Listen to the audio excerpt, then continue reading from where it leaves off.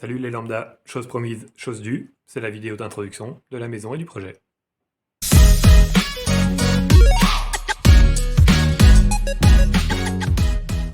Petit changement d'environnement pour commencer la visite au niveau le plus bas de la maison.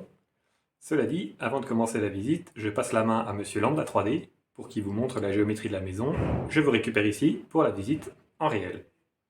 Pour vous permettre de vous représenter le volume de la maison, j'ai créé un plan 3D simplifié de la géométrie de la maison. Donc ça, c'est l'intégralité de la maison. J'ai enlevé la face ici qui était proche de nous pour qu'on puisse voir l'intérieur de la maison.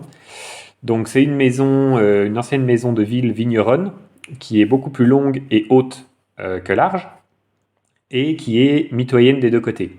Donc sur la gauche, il y a une ancienne maison, sur la droite, il y a aussi une maison. Donc on a ici une largeur de maison qui est à l'extérieur d'environ 6 mètres et une largeur à l'intérieur d'environ 5 mètres.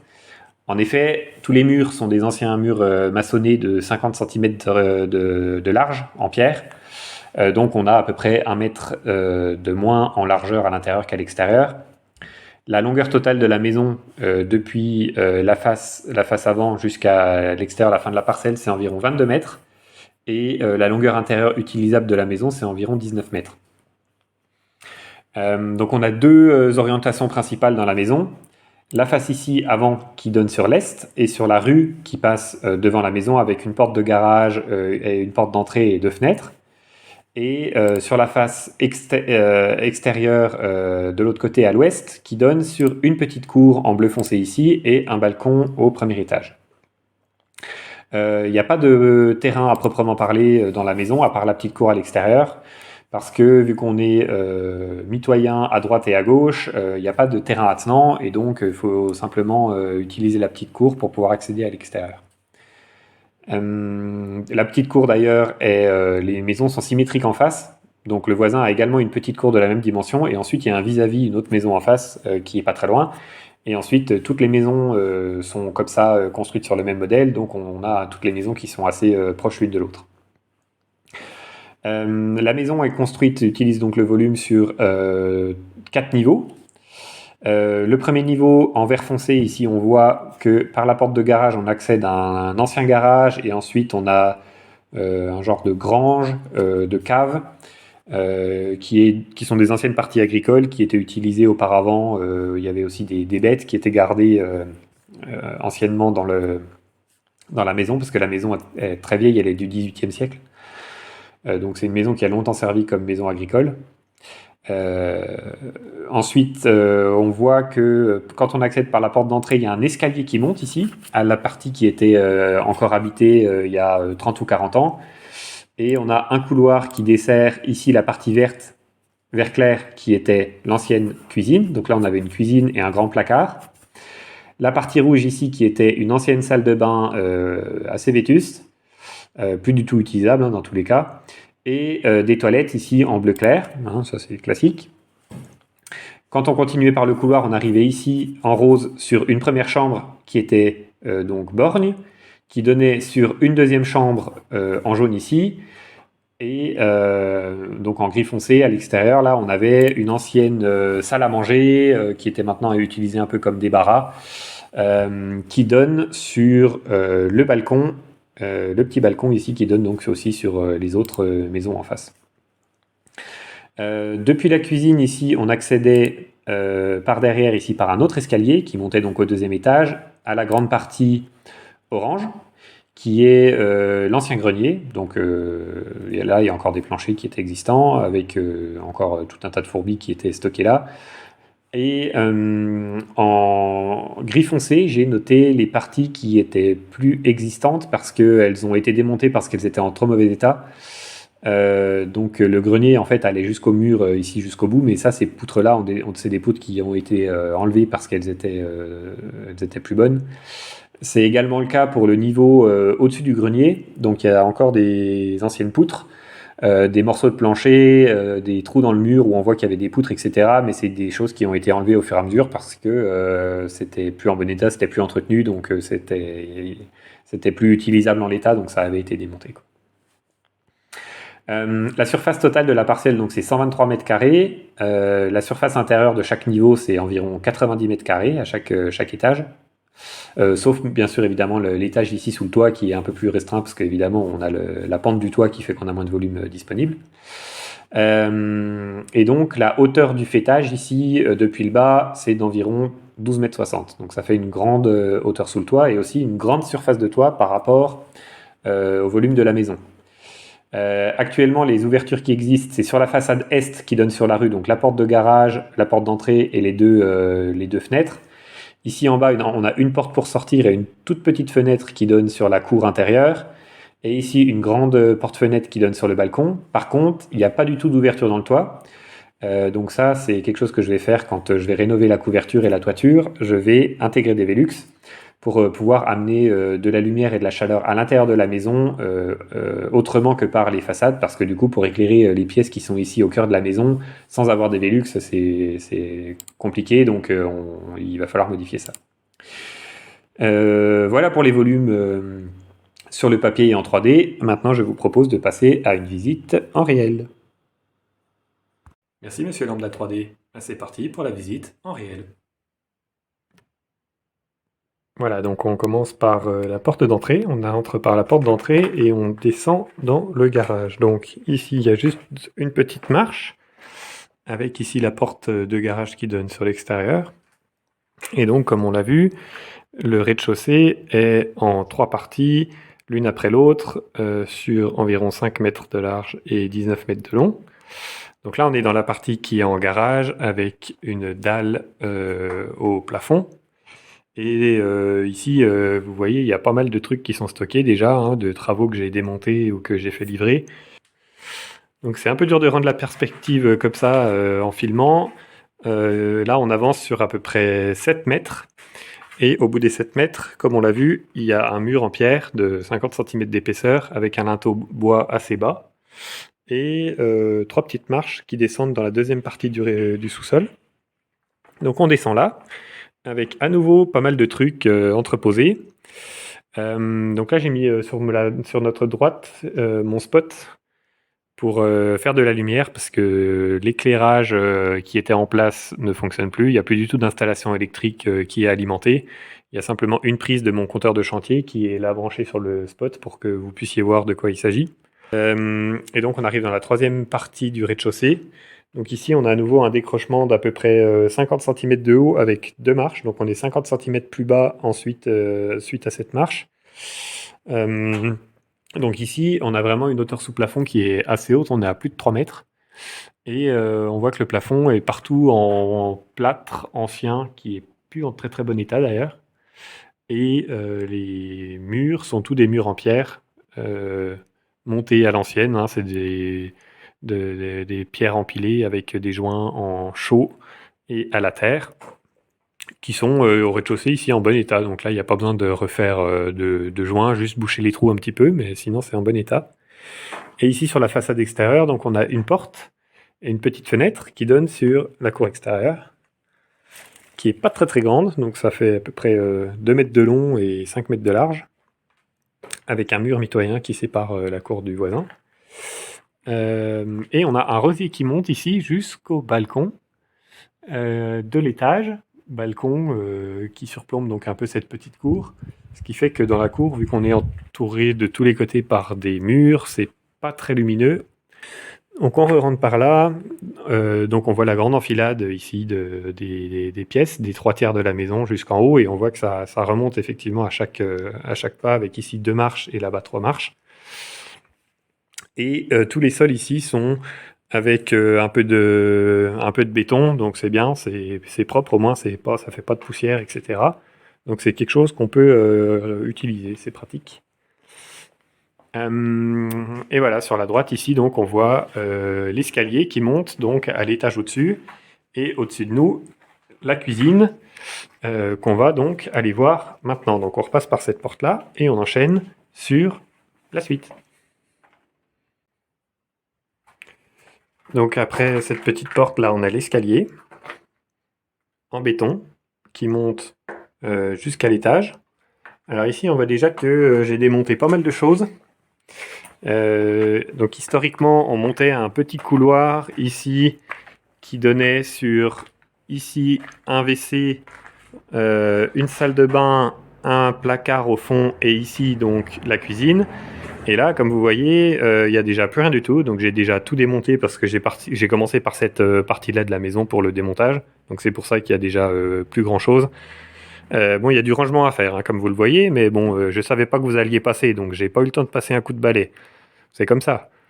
Euh, voilà, donc cette cuisine qui était en L comme ça et qui donnait sur la fenêtre sur la rue. Donc c'est bien parce qu'il y a une grande fenêtre par contre de ce côté-ci qui donne pas mal de lumière. Et on a ici un ancien conduit de cheminée qui monte et qui sort en toiture, qui est encore existant. Donc quand on va refaire le toit, il va falloir commencer par démonter cet ancien conduit de cheminée par le haut et ensuite en redescendant au fur et à mesure pour pouvoir ensuite tout enlever. Donc vu que pour l'instant on n'a pas encore sécurisé le toit, on n'a pas commencé à démonter ça. Donc c'est quelque chose qui est encore en place. Donc ici on voit qu'il y a une porte. Cette porte elle est prise dans le mur en pierre qui part depuis en bas, le mur en pierre de 50 cm et qui s'étend ici. Comme on voit là, c'est de la pierre. Donc on passe par cette ouverture. Et donc on a un grand couloir qui est maintenant assez lumineux parce que ici aussi j'ai déjà démonté les plafonds. Donc là avant c'était tout fermé. Il y avait des plafonds ici, il y avait des portes aux deux encadrures ici. Et une porte là-bas au fond, c'est-à-dire que le couloir était totalement borgne et il faisait totalement nuit dedans. Sur les deux portes qu'on a ici, c'est deux chambres. Donc là aussi, j'ai commencé à démonter le plafond. Ces deux chambres, en fait, elles étaient totalement borgnes. Donc pas de lumière directe qui arrivait dans ces chambres. Cela dit, il y a quelque chose qui avait été fait ici, c'est que sur les faces qui donnent sur la baie vitrée là-bas au fond, il y avait deux verrières qui avaient été montées. Donc la première chambre qu'on a devant nous recevait de la lumière indirectement par la verrière et la chambre dans laquelle on se trouve maintenant recevait de la lumière indirecte par la chambre qui recevait déjà de la lumière indirecte. Ça devait pas être très très lumineux quand même, hein, tout ça, mais bon, c'est comme ça que ça se faisait à l'époque. On remarque qu'il n'y a pas de radiateur dans les chambres, dans aucune pièce d'ailleurs, parce qu'il n'y a pas de réseau de plomberie dans la maison. C'était que du radiateur électrique, chauffe-eau électrique qui alimentait que la cuisine. Donc ici, il n'y avait pas de chauffage. Donc la deuxième chambre qui ressemble à la première chambre, hein, c'est à peu près pareil, sauf que celle-ci est quand même un petit peu plus lumineuse.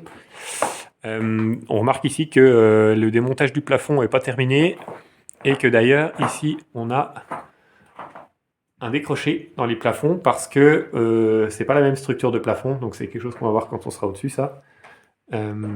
C'est pas tout pareil.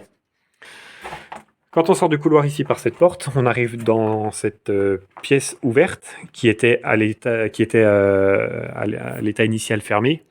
On voit en fait qu'il y avait des poutres qui étaient là dans les murs, mais qui ont été enlevées parce que j'imagine que ça devait être en mauvais état et que ça devait se casser la gueule sous son propre poids. Donc maintenant c'est ouvert. Et donc on a la vue sur les murs qui sont ici brutes et sur le grand volume qu'on a sous le toit. Donc là on voit l'intégralité du volume sous le toit. Et on voit que ça fait de la hauteur et du volume qu'on va essayer d'utiliser au mieux. Sur cette façade donc, qui donne sur l'arrière-cour qu'on a vu au rez-de-chaussée, on a cette grande baie vitrée avec cette ouverture dans le mur qui nous donne donc l'accès au balcon, le petit balcon. Voilà, donc c'est la vue depuis le balcon. Donc on a sur la gauche un mur et une toiture avec un bûcher, je crois, dessous pour chez les voisins. Et ça donne donc sur la colline, le vis-à-vis des voisins, et ici, en enfilade, les cours des voisins. Voilà. Donc quand on repasse ici, on repasse donc par ce couloir. Ici, maintenant, on voit les volumes sous le toit depuis le couloir, vu que j'ai démonté les plafonds. On repasse ici sur ce qui a été anciennement les toilettes, salle de bain, le placard au fond et la cuisine. Et donc, maintenant, on enchaîne sur l'ancien escalier et on va aller voir le grenier. Attention, l'ancien escalier, les marches sont plus en très bon état, donc faites attention de ne pas passer au travers quand on va monter.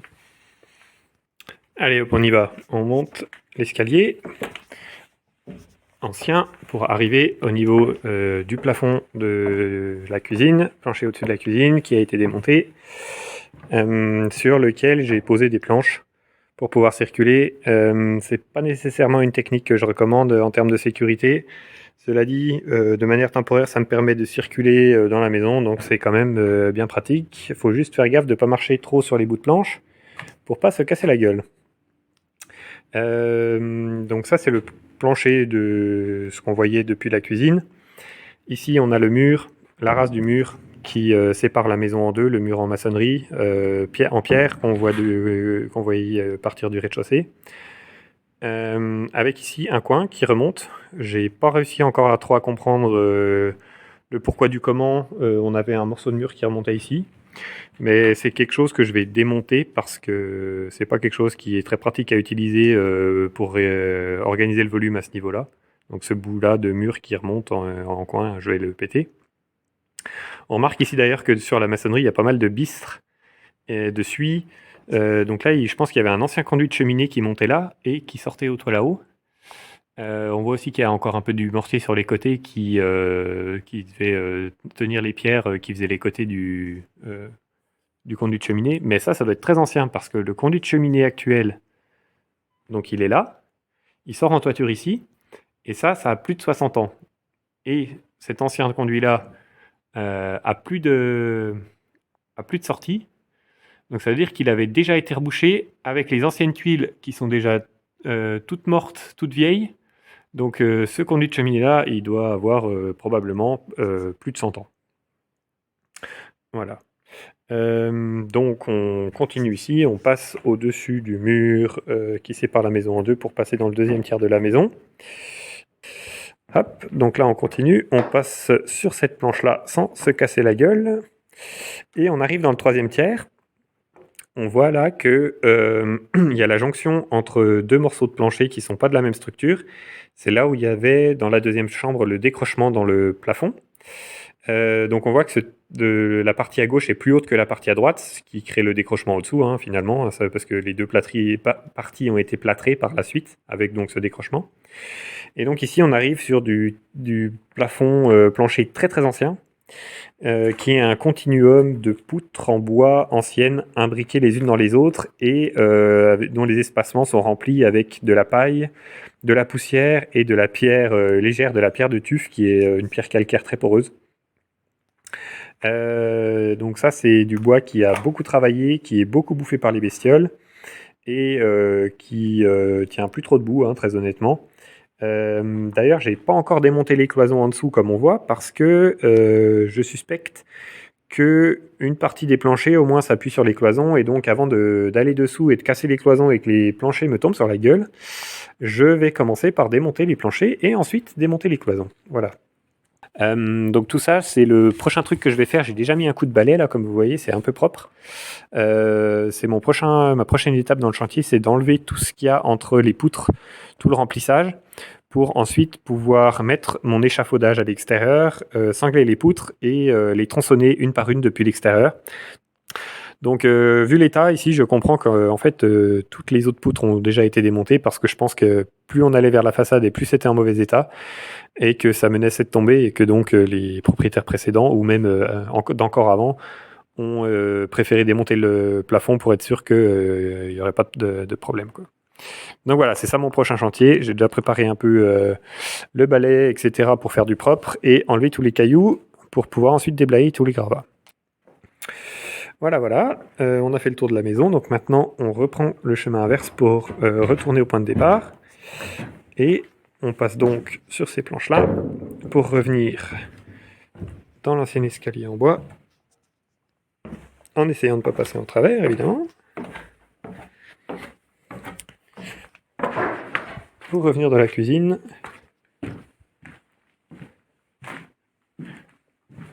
Reprendre l'escalier en béton qui donne donc sur la porte d'entrée,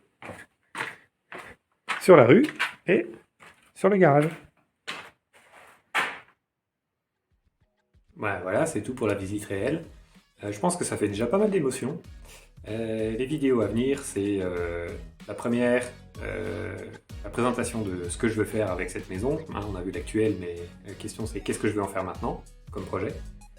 Et la deuxième, ça sera la présentation, petit reportage de qu'est-ce que j'ai fait comme travaux depuis que j'ai acheté la maison pour en arriver à l'état actuel.